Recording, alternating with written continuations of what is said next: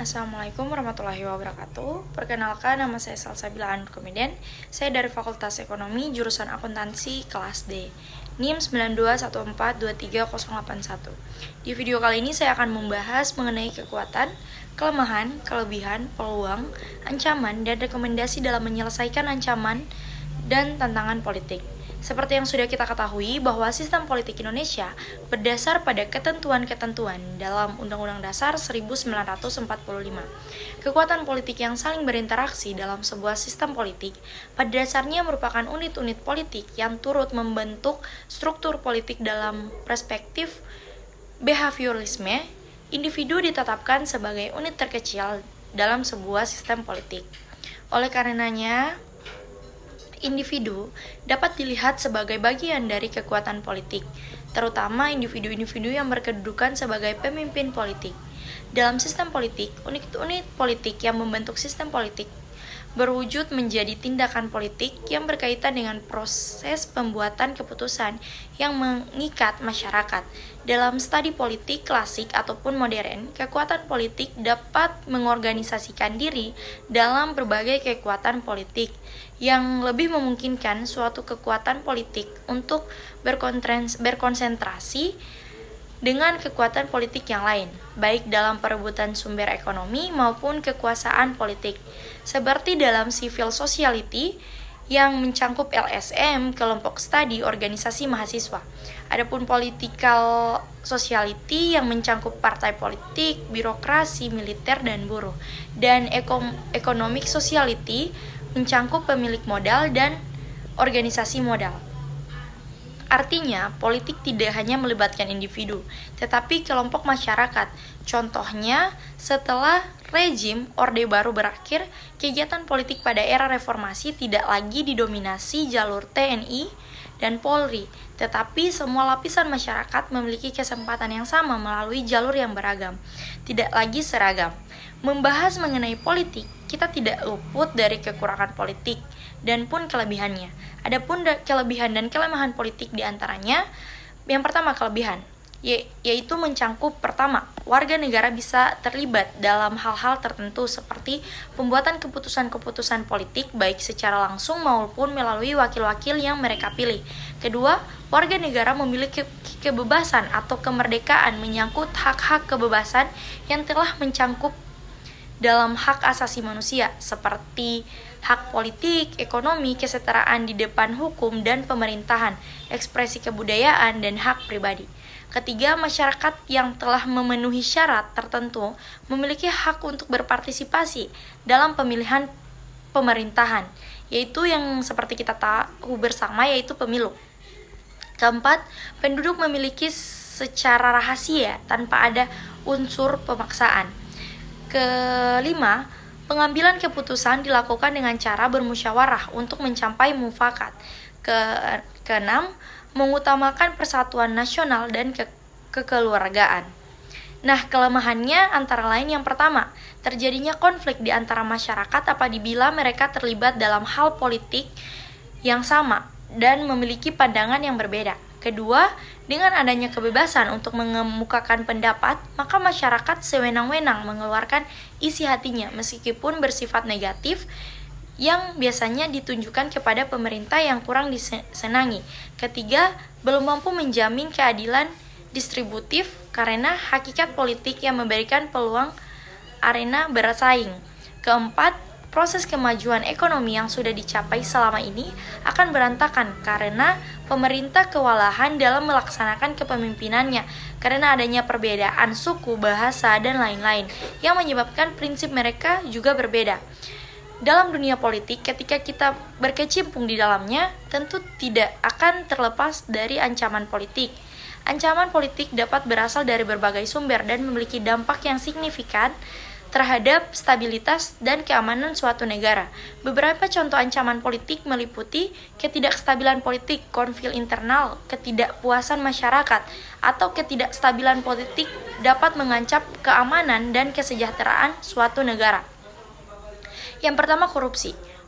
Korupsi dalam lembaga-lembaga pemerintahan dapat merusak kepercayaan masyarakat dan melemahkan fondasi sistem politik. Yang kedua, terorisme. Ancaman terorisme dapat mengganggu ketidakstabilan sosial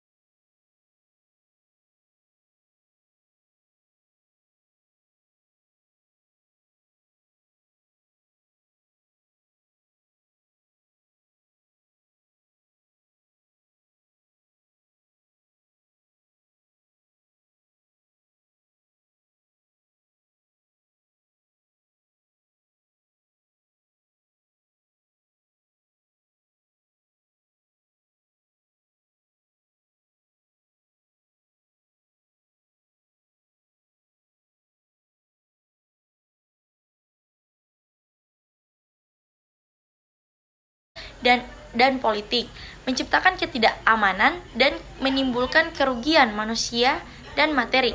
Ketiga, intervensi asing, campur tangan dari negara asing dalam urusan dalam negara suatu negara dapat menjadi ancaman terhadap kedaulatan dan kestabilan politik. Polarisasi politik, kesenjangan dan ketegangan antara kelompok politik dapat mengakibatkan polarisasi dan kesulitan dalam mencapai konsensus. Pelanggaran hak asasi manusia. Tindakan yang melanggar hak asasi manusia oleh pemerintah atau kelompok bersenjata dapat menciptakan ketidakstabilan politik dan ketegangan. Pemahaman dan penanganan terhadap ancaman-ancaman ini menjadi kunci untuk membangun masyarakat yang stabil dan berkelanjutan. Dan untuk mengatasi ancaman dan tantangan politik, beberapa rekomendasi melibatkan tindakan di berbagai tingkatan, termasuk pemerintah, masyarakat, dan aktor internasional. Penguatan institusi, perkuat lembaga-lembaga pemerintah untuk meningkatkan transparansi, akuntabilitas, dan efektivitas dalam menjalankan tugasnya. Pembangunan kapasitas masyarakat, edukasi dan pelibatan masyarakat dalam proses politik dapat meningkatkan kesadaran politik, partisipasi, dan pemahaman hak-hak masyarakat. Yang ketiga, penanganan ketidaksetaraan. Menggunakan kesenjangan sosial dan ekonomi dapat membantu mengatasi ketidakpuasan masyarakat sering menjadi sumber konflik. Diplomasi dan kerjasama internasional, memperkuat diplomasi dan kerjasama internasional untuk mengatasi ancaman lintas batas seperti terorisme dan konflik regional. Penegakan hukum, memastikan penegakan hukum yang adil dan efektif dapat mengurangi tingkat korupsi dan memberikan rasa keadilan kepada masyarakat. Yang berikutnya, dialog politik. Mendorong dialog terbuka antara kelompok politik yang berbeda untuk mencapai konsensus dan mengurangi polarisasi. Pendidikan politik, meningkatkan pemahaman politik melalui pendidikan dapat membantu masyarakat membuat keputusan yang lebih informan dan partisipatif. Penanganan konflik dengan pendekatan damai, mendorong solusi damai dan dialog dalam menanggapi konflik internal atau internasional. Promosi hak asasi manusia, melibatkan lembaga-lembaga yang berkomitmen untuk mempromosikan dan melibatkan hak asasi manusia.